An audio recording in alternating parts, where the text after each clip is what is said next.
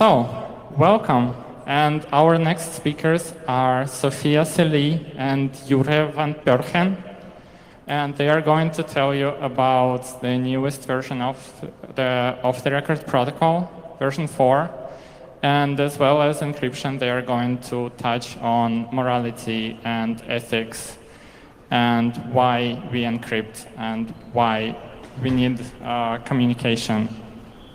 So please welcome Sophia and Jure.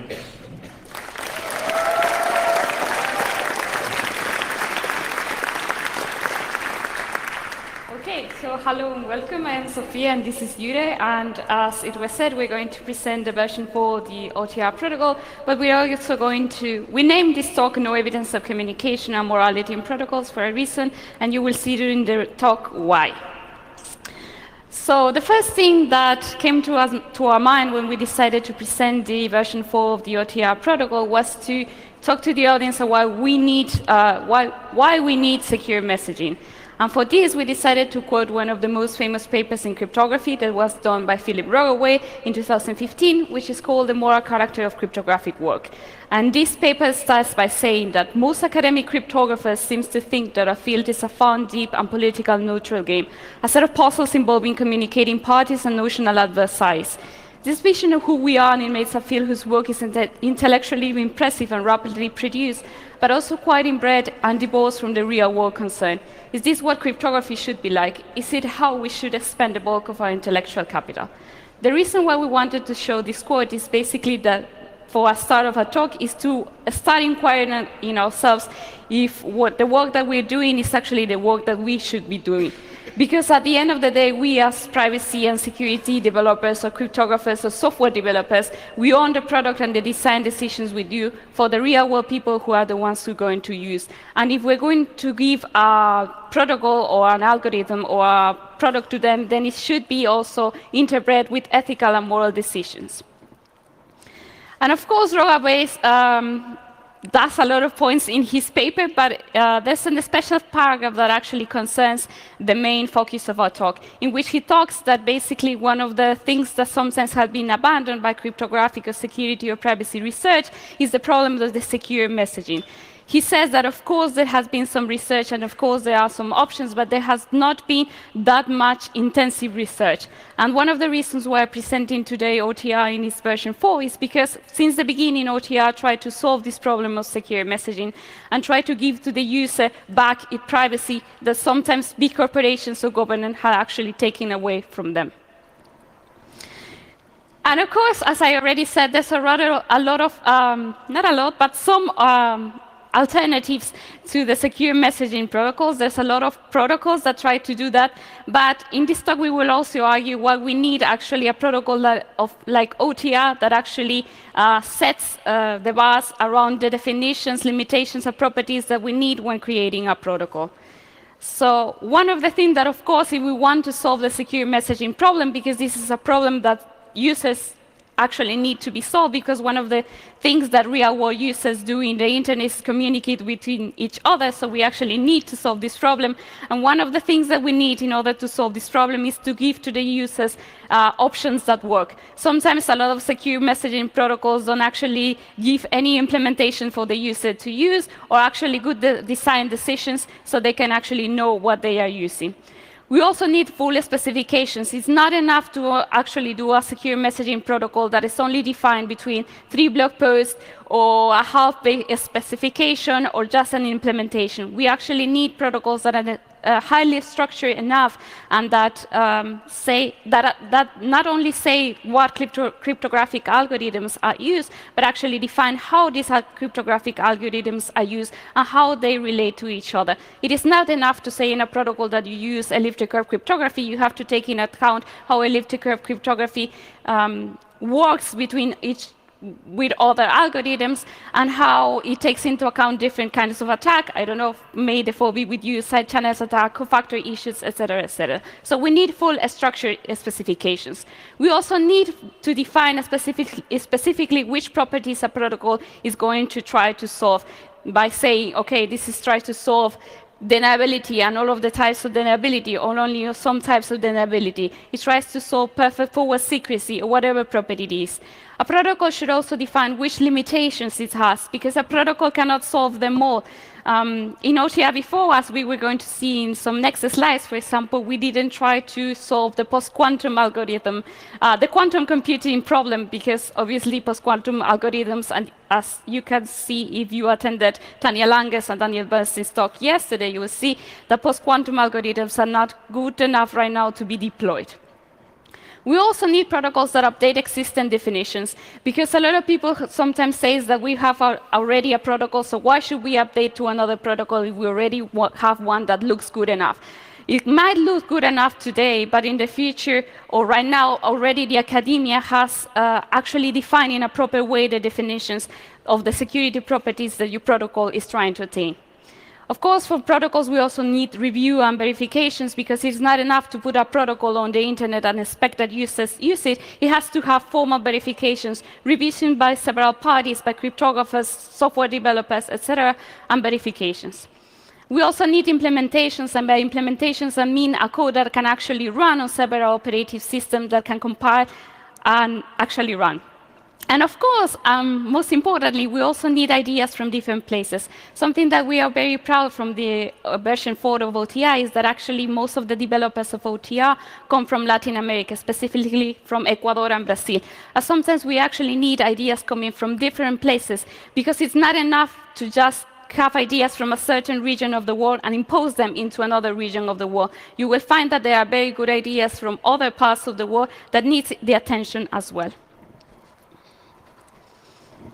All right.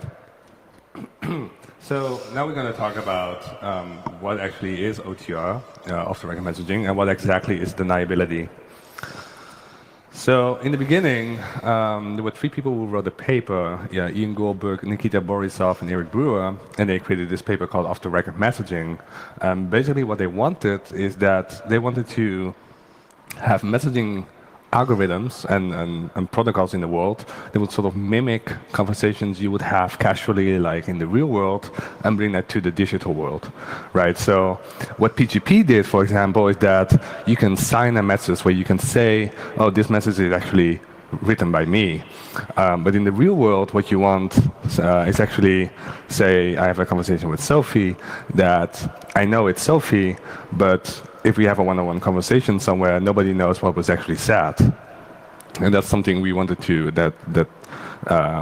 Ian and the others wanted to incorporate into a cryptographic protocol. And so they did that, and then it went through several revisions. And one of the cool things as well is that you can sort of authenticate somebody, right, in a deniable way. We'll get more into that later on. But sometimes, you want to sort of verify that the person who still controls a certain account, like over XMPP or over IRC, you want to verify that that is still the real person that you are expecting.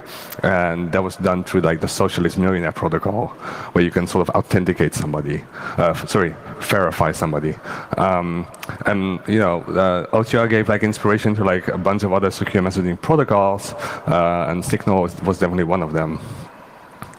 And so some of the properties that OTR has is like authentication. So there's like an authenticator key exchange. There's a variant of the Sigma protocol, which stands for the sign-and MAC protocol. But what was different in the OTR version is that they sort of removed the signing part, and it still worked through the MAC stuff, because you can sort of because just like what I said before, you don't always want signatures, and they achieved it this way. And then through the verification, right, the social millionaire protocol, you can sort of have a shared secret, or have like a question and answer, where you can ask a certain question, and hopefully this person only knows the answer to that question that you ask. As well as like fingerprint comparison, like out of band. And then, it has end-to-end encryption, so all messages are encrypted between the 2 devices that are talking to each other. And so another important thing is like the perfect forward secrecy, right? So there's like unique keys for every conversation that you're having, and like every message and every like session that you have. And why this is important is that, let's say device gets compromised and somebody gets access to your phone, that at least the attacker can't decrypt the messages that were sent earlier, because every session has like a unique key. And then the post-compromise security, right, is that even if a message key gets compromised, no future messages can be decrypted. Where if Alice has like a security guarantee about communication with Bob, even if Bob's secrets have already been compromised, they can't really do anything with that. And so we get to the deniability part. So the deniability in like the OTR version 3, which is like the sort of like previous version of OTR, is that considering a scenario where Bob accuses Alice of sending a specific message, Justin or Just must decide whether or not he believes that Alice actually did so. And if Bob can provide evidence that Alice sent that message, this is a valid cryptographic signature of the message, the Alice long-term key, then we say that the action is non-reputable. Otherwise, the action is deniable. And so what has sort of changed in the OTR version 4, the deniability part, is that it has sort of like the deniability has expanded. So let's start with the two easy ones. One of them is the message. So if you're sending a message, you can sort of like deny that you have sent that message, but you can also deny that you actually are participating or had participated in that message, in that conversation with somebody. And then the offline one is that, let's say we had a conversation and we ended the conversation, we can forge the transcript afterwards. And online is that somebody might try to collude with the network somehow to try and figure out like what's going on, and also that party cannot verify you're actually having that conversation. Of course, cryptographic protocols are never a silver bullet, so you shouldn't just rely on deniability for like your perfect operational security. And a protocol is strongly deniable if transcripts provide no evidence, even if long-term key material is compromised. And no outsider can obtain evidence, even if an insider interactively colludes with them, which is the online deniability. Okay, so basically what we tried to attain in the forward version of OTR is that we wanted to have all of the properties that OTR had, plus all of the academic definitions that have already been updated. We wanted to have forward secrecy, post-compromise secrecy, but also online deniability, offline deniability, participation deniability, and message deniability. One of the reasons why in the past OTR did not define all of these deniabilities was because in the academia there was vague terms around what online deniability was and offline deniability was. But what we wanted with the version 4 is to update this protocol to catch up with what the academia has already defined, so we can put that onto a protocol that can be used by the real-world people. And as you see here, we have plotted a table of comparison between the most popular secure messaging protocols. OTR has most of the core properties. Of course, in some cases, we don't have the full property. You only partially provide the property. And this is something that we also wanted to make very clear with OTR, to say the limitations that the protocol has. Not only try to say to the user, oh, this has it all, it actually has some limitations. Some of the properties and the mapping that we have made of other secure messaging protocols might not be that accurate enough, because we have based our research on the protocols of these secure messaging protocols, or the blog posts that sometimes they have, and sometimes these blog posts are not updated enough. So yeah, be aware. Okay, so why we have a version 4 of OTR? Of course, as we already said, we wanted deniability. We wanted deniability in all of its form. As Yuri has already pointed out, we wanted participation, message, online and offline deniability. We also wanted to give a strong buffer forward secrecy and post-compromise secrecy. We also wanted to update the highest security level, and this is related to the next point, which is that we also wanted to update the cryptographic primitives. Why this is important in the secure messaging protocol? is because most of the times you have algorithms and you think, okay, this algorithm is good enough, but then, of course, someone finds an attack against this algorithm or an issue of the implementation of that algorithm. So we should also update the cryptographic primitives to something that has enough cryptanalysis and is good enough to use. We also wanted to provide additional protection against transcript decryption in the case of ECC compromise. We wanted to use elliptic curves. This is a very important point because one of the things, as I have already said in the past, is that we don't provide quantum resistance in OTR before. And one of the reasons is because, as I said, there's still no quantum algorithms that are good enough to be used right now in a massive way. We will wait until the NIST competition is over to maybe reconsider this thought, but the NIST competition is still ongoing, so we will still have to wait on that. But in the case that quantum machines come earlier as we thought, then at least we will use a Diffie-Hellman of a very large prime, so it will be more difficult to break this very large prime Diffie-Hellman than the elliptic curve cryptography. But of course, we also wanted to use elliptic curves because elliptic curves have a smaller prime, but they have the same security level, bigger security level. We also wanted to incorporate a new communication model that now we have. When OTR was first developed, it only supported synchronous online conversation, and right now we also need online and offline conversations. So that is something that OTR before also provides. We also provide in-order and out-of-order delivery of messages. We also give the implementers several ways in which OTR before can be implemented, because sometimes implementers only want to implement the online version of it. And of course, we also don't want to trust servers, because servers can be tricky to manage. We don't want to trust them, and that's the way that we use the deniable authenticated key exchange, which is a mechanism by which you authenticate the other party in a deniable way, and you also generate a shared secret. That mechanism for the offline mode needs an untrusted server that is going to cache for some time ephemeral material. Here you have the main changes. If you go to our repository and our protocol, you will find it, but just to show. Okay, some design decisions. Of course, instead of something simpler, as people has put it, we use DAKZ and XCDH, which are two DAKs. As I defined, DAKs is a deniable authenticated key exchange. And we wanted to have these two DAKs because these are the ones that mostly give the deniability properties that we need. We also wanted to use the elliptic curve ET448 Goldilocks by Mike Hamburg because it gives us the security level that we wanted to attain. Of course, as I already said, because we wanted to make sure that quantum computers might take some time to decrypt some parts of OTR before, we also wanted to use a Diffie-Hellman 3072.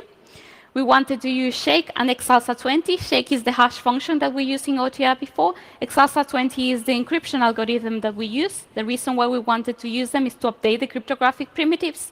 Of course, we wanted to use the double ratchet algorithm because it's the algorithm that will give us perfect forward secrecy by the means of always encrypting one message with one unique key. Some of the questions that people sometimes have posed to us: what is the toolkit? The toolkit is something that OTR before always provides.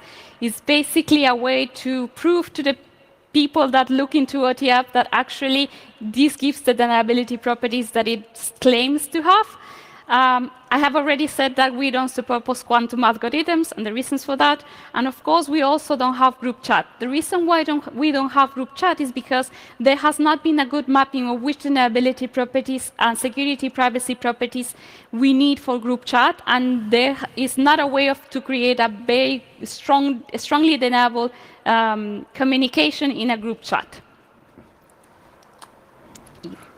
Okay, well. Of course, as I said at the beginning, one of the things that we should also have when we design a protocol is that it should also have a good implementation, an implementation that runs in most of the operating system, an implementation that compiles, an implementation that runs. And for this, we wanted to have a real-world implementation. Right. So we did that through collaborating with two different entities, mainly the cryptographers who worked on the deniable key exchange at the University of Waterloo, and the developers who have implemented cryptographic primitives, but also working on the actual code of the specification that is OTR version 4. So that came out. Lib Goldilocks is an extension of libdecaf from Mike Hamburg, where we said, well, we only are going to use ED448 with like a specific encoding. There's going to be people at the moment working on different implementations, and why that is important is that we want to be able to also like test it out and see where there's any flaws maybe in the specifications or things that are unclear. And so far that has helped us to clarify certain parts of the specification and improve those parts.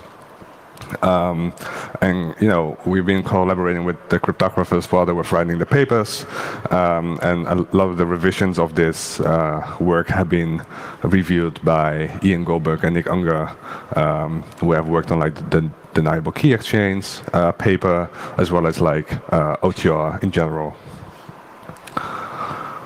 Yeah, related to the point, it's always important when designing a protocol that if you're using a paper, it would be good to always refer to the authors or have collaborations with the authors, so you are sure that you're implementing the cryptographic algorithm that is defined in the paper in a good way. And actually, this is the paper we are based upon. Mainly, our decks are based upon the first paper by Nick Unger and Ian Goldberg. That's the ED448 Goldilocks by Mike Hamburg. And of course, we have already been quoted in other papers, like in this paper from the Aalto University. Yeah. Of course, if we wanted to do a real-world implementation, we needed to choose a programming language in which we were going to implement this, and we chose to do an implementation in C. As Jure has already said, there's already some ongoing efforts of actually implementing in Python, Java, and Golang, but the main library has been written in C. Why we wanted C? Well, C is always the library C is always the programming language that is often used as a reference, and most of the libraries that we use were written in C, so we wanted to use the same programming language. But of course, when you use C, you will have some problems with memory handling. I don't know if you attended previously a talk called MEMSAT, in which actually the talker explained some of the problems in memory handling. But we had to verify this memory handling in our library in a good way, because if we're going to provide a library that is going to be used by the real people, then it has to not have the memory problems that some libraries has. For that, we incorporated the static testing by using client ID and Splint. We also use Valgrind to check buffer overflows, double freeze, usage after a free, etc., and various address sanitizers. Of course, we also wanted to have testing in our library in the form of unit and integration. This is something that is always so very needed in libraries, because sometimes people push in production some libraries that don't actually verify correctly all of the edge cases that a library can have in its development process, and we wanted to make sure that everything was okay. And something that actually on the talk of yesterday by Daniel Langer and Daniel Bernstein said is that we also should put on the cryptographic things or design, or when designing algorithms, we should also make an strive for code that can be readable, because sometimes your library is going to be used by other software developers, and so other software developers should be able to understand how the library is actually working. So we wanted code that can be used by other developers. We also wanted to give recommendations to developers, because yes, it's true that we created this protocol and we created the design of this protocol, but not because of that we just should push the protocol out of there and just say, try to implement it in any way, but actually try to keep in touch with the community, give recommendations, clarify things that may not be good enough in the protocol. This actually makes the protocol much more robust, because we catch up some errors that maybe cryptographers didn't catch up, security, privacy experts didn't catch up, but software developers implementing the protocol did catch up. All right, and just like Sophie said, we've been doing testing, but we also think it's important to actually test on like various architectures and operating systems. So we actually found like a couple of bugs while we were running the test suite on like some of the online like test suites, mainly being like different GCC and Clang versions on like different operating systems and distributions from Linux, and that actually like caught some problems every now and again. We also want to, get better support on like the various BSDs that are out there, and so we started working on like continuous integration for those platforms. And one sort of funny thing is that Debian, has like various architectures, and they also have like sort of like Unix-like systems. So we managed to like find some problems on like the GNU herd that is out there, and some other more exotic like architectures on like MIPS and PowerPC, and it actually helps to sort of like have like a wide range of architectures that we check for any mistakes. Yeah, and something that is also very important when doing a cryptographic protocol that real-world people are going to use is that we should always prioritize the real-world people that is going to use it. Because at the end of the day, the user matters. If you're pushing something to the world, then of course some user is going to use it. So we try also to, at least when we did our implementation of the plugin to the pitching client, to at least make the dialogues more understandable on how they actually try to attain. Like for example, if it's the process of generating a private key, then it should be clear enough to the user what that process is happening.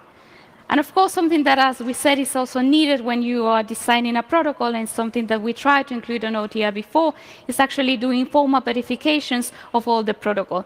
So right now there's an ongoing work on actually doing a model checker of the protocol state machine that is going to be done in the tool CMurphy, and eventually we want a full protocol for formal verification. This is important because, as I said, this is one of the reasons why you should have a full structured protocol, because sometimes between the interaction of one state to other state is when errors and mistakes occur. So you actually need to formally check all of these steps to catch up maybe issues or mistakes or potential bugs that can happen in a protocol. Right, and we also really care a lot about security. So especially in cryptographic protocols, we actually want to be sure that the code that people are using is like reasonably secure. So we want to sort of like start working towards fuzzing. So we want to integrate parts like libfuzzer and using like stuff like AFL, and hopefully we can run that on like the OSS Fuzz, which is an initiative by Google where they provide App Engine computational time in order to run like fuzzing tests. And we also really welcome community audits. So there's like a security PGP key on like security@otr.im. So if you ever want to email about any flaws that you find, please use something like this, or email the OTR V4 people on the Autonomia Digital email address. And we don't only stop there. We also actually want to get a professional security audit by the code that we've been coding. Okay, so just to have in conclusion, what we wanted to attain with OTR before is to design a very structured protocol specification that actually say how the interaction between different cryptographic algorithms work to check that everything is correct. We wanted to also give to the users a real-world specification that actually is structured enough, says what limitations this protocol has, says which design decision it has, says which requirements it needs, because that's sometimes something that the users and implementers actually may need, because the user may choose between different protocols depending on how the specification is defined. We also wanted to give this real-world implementation that didn't only care about implementing it just in whatever way, in whatever programming languages, but actually to make sure that this is an implementation that is production-ready, that can be used by people, and that can be used to base other implementations upon that. That, coming again with what we started at the beginning with the Philip Rogaway's paper, basically that's what we try to do in OTR, that this is a protocol that tries to solve the problem of deniability as a basic right of people when they're having a communication in the digital world, and also as something that takes into account this morality and takes into account the requirements and needs of the users when they actually need something that is specified good enough, that is implemented good enough for them. Yeah, and check out our repos. They are in GitHub. This is the protocols. We also have the library in C, the pre-key server, the toolkit, our implementation, half implementation, which is not done in Golang. The implementation in Java that was done by Danny is going by Danny Van Hoyman. And yeah, and check out also our website. And we also wanted to thank everybody. Okay.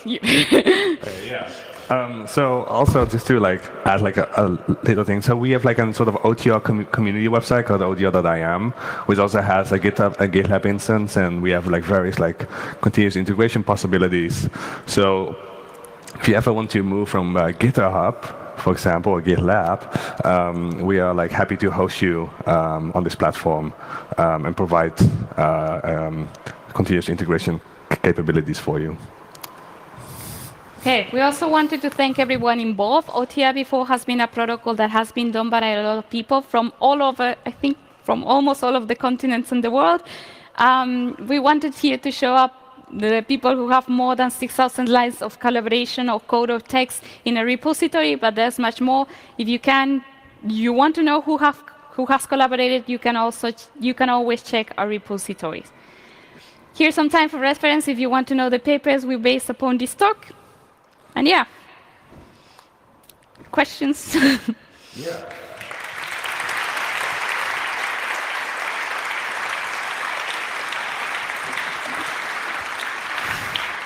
Thank you.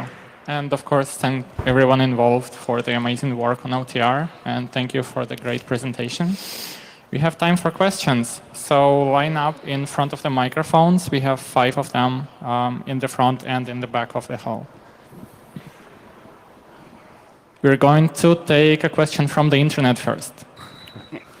The question is, are you in touch with developers of popular messaging applications such as Signal? And if yes, will the protocol also support media other than text, such as VoIP or video or something? Okay, attached, I don't know. But yeah, we have not collaborated with them specifically. We just have collaborated with the people who in the past did OTR, because they are the ones who also did right now the newest papers. And the reason why we wanted only to update OTR is because OTR has always been the inspiration to other protocols. The Signal protocol based itself on OTR. So we wanted to first update OTR. Only in the past, Trevor Perrin, when we first pushed the first draft of the OTR, he suggested us that we should also publish the first draft on the mailing list that Modern Curves have. But we have not closely collaborated with them. Now, around the second question, which is around video and audio, you can always support them in OTR if you want encryption of video or attachments. You can always use a thing that's called the extra symmetric key for those purposes. Yeah, so it was actually already implemented in the OTR version 3, so except no actual implementation happened. Thank you. Microphone number 1. Well, my question is related to the capability of OMIMO to support multiple devices, which is very important in the modern world, and I wanted to know if OTR v4 can do this and still provide its stronger, say, deniability guarantees. Thanks so much for your question. This actually moves us to this. Congratulations.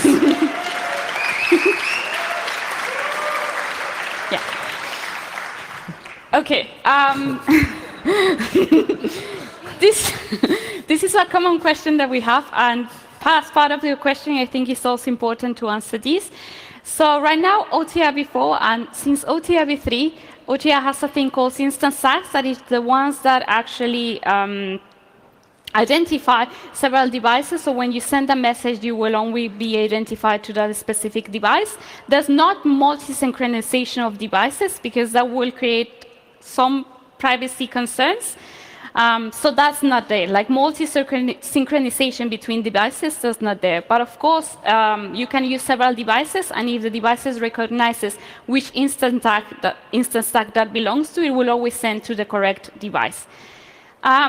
If you want difference with OMIMO is that, of course, OTR v4 and OTR is more agnostic. And by this, it means that OTR can be built upon any other messaging protocol that there exists, not only XMPP. If you want to build OTR over IRC, you can do so. And even today, because we supported offline messages, you can also build it if you want as an email. And of course, OTR has better deniability properties. I have not seen any paper that actually said deniability properties in the concern of multi-synchronization devices. Maybe that's something interesting to look upon. And of course, OTI-v4 has a little bit of much more well-defined specification. Thank you. As a reward for unlocking the secret slides, we're going to have a question from microphone 1 again. Yeah, apologies. This might actually be out of scope, but one of the problems with messaging apps like on your phone is not just the encrypted chat session, but discovering people and matching people to initiate their first contact. Do you have thoughts on how that might, on how that problem gets addressed? Okay, that's the contact discovery problem, right? So basically that is much more in the sense of something that is deployable in a mobile devices and of a client. And right now, OTI, we're at the stage of doing the protocol and doing the basic library. So if someday we start working into a client that is going to be supported by mobiles, then of course we will have to tackle that problem. But right now in OTI, we have not tackled that because it's not part of the main protocol. It might be an extension for clients that want to develop that on the mobile environments. I think it also depends on what kind of messaging protocol you use underneath, right? This will be sort of tough for IRC, but maybe XMPP also is not really the problem. But then if you get into the sort of mobile landscape, then everything changes and it's more complicated, which is something, yeah. Thank you. Microphone 3, please. Could you elaborate a bit more about why group chat isn't possible, and do you think it will be possible in the future? Because I think it would be really important for daily usage. Yes. So there has been some efforts in the past, as we know. There was at least one effort some years ago about doing MPOTR, and right now there's even a very nice paper that is called, where is this? Here. Yes, this last paper, secure messaging, is the one that actually defines all of the properties that some secure messaging protocol has to have in order to also support group chat. And the thing is that there's right now not a good way of achieving the same deniability properties that you want with the current cryptographic algorithms that we have. Now, about the future, that actually looks very bright. I remember that we attended PETS 2018, and Nicholas Hopper already presented a paper around group chat and deniability, which was interesting. It didn't cover up all of the secure properties that you need for group chat, but it was very interesting. And during that same conference, Nick Unger also told us that he's preparing a paper around good deniability in the sense of group chat. So that is something that may be happening in the future. Thank you. One more question from the internet. Could you explain how OTR-v4 forward secrecy is stronger than signals, referring to the protocol comparison slide? Yeah. So basically, this depends on the kind of A key of DAKE that you use. Signal uses right now one DAKE that is called X3DH, extended triple Diffie-Hellman. That is the one that gives this weak forward secrecy. The double ratchet algorithm, of course, gives perfect forward secrecy, but the start of the DAKE with the double ratchet algorithm is the problem. How you will define weak forward secrecy is that it will only protect the DAKE, will only protect the session key when both parties complete the DAKE exchange. And in OTI-v4, we wanted to give perfect forward secrecy since the start of the DAKE, meaning that it will provide a strong forward secrecy even if one party only finished the DAKE. In Signal, you have to wait for both parties to actually finish and complete the DAKE exchange to have the forward secrecy. But in OTI-v4, we wanted to have that in a strong way. Thank you. Question from microphone 1. In the links, there was a mention of a pre-key server. Is that a server-side requirement like Signal does? Sorry, is that a what? A pre-key server. Yeah. In the links. It's the same as Signal, you're asking? I think Signal has some requirement in the server side. Is that a requirement for OTR too? Signal defines also an untrusted server. I don't know that much in a requirement from an implementation standpoint, but our requirement from OTR before is also that it's an untrusted pre-key server, meaning that we take all of the precautions that is needed when you're using an untrusted pre-key server. We define the limitations because you can have a lot of denial of service attacks, like someone can drag all of the ephemeral material that you have on the pre-key server, someone can make, someone can publish there something else. So we wanted to have all of the security considerations when using an untrusted pre-key server. Like, for example, the submissions that we do to the pre-key server are always authenticated also in a deniable way with the server. We don't use a signal because signals, in the case that, for example, you run out of ephemeral keys, signal will use a static one per default. In those cases, we didn't want to use that because that actually can go against some deniability properties. So in the case that there's no more ephemeral material in the pre-key server, we just wait until someone publishes more to the pre-key server. Thank you. What? It's not required except for offline. Yeah. And of course, an untrusted pre-key server, thank you, is not required unless you want to support offline messages. Some protocols may only want to implement the online version of OTR because, I don't know, those are their requirements. Only if you need to use offline asynchronous communication is that you will have a pre-key server. Thanks. One last question from microphone 1. I wanted to know if you worked a bit in between the integration of OTR v4 and the other protocol. Actually, one of the strengths of OMEMO is that it's perfectly well defined with how where the key are stored in XMPP between the account and how they are exchanged, and then it gives you a really nice and well defined way of where to find the keys in XMPP. While on OTR, you always have this like little tag on the body of the messages, which is a bit ugly and like. So I wanted to know if you had some thought about, or if you do some work for OTR-v4 regarding the integration of OTR-v4 and the other protocol. Right. So, it's slightly easier for OMEMO in some way because it works only over XMPP, and with the OTR-v4 protocol, we can sort of like federate over, what kind of, not federate, but get it to work over any messaging protocol. Now, of course, if you would do something like a pre-key server over ISC, that might get tricky in some way. So that might not entirely be possible. So I think it sort of depends on what kind of messaging protocol is underneath and sort of try and figure out how we can implement these things. And maybe we should sort of move to messaging protocols that sort of takes these things into consideration, right? To have a sort of extension that we can build upon where we can actually plug like pre-key servers into it. It's sort of like the reasoning I would use. I don't know if you have. So one of the properties, of course, of OTI is that it should be agnostic to any protocol that it will build upon.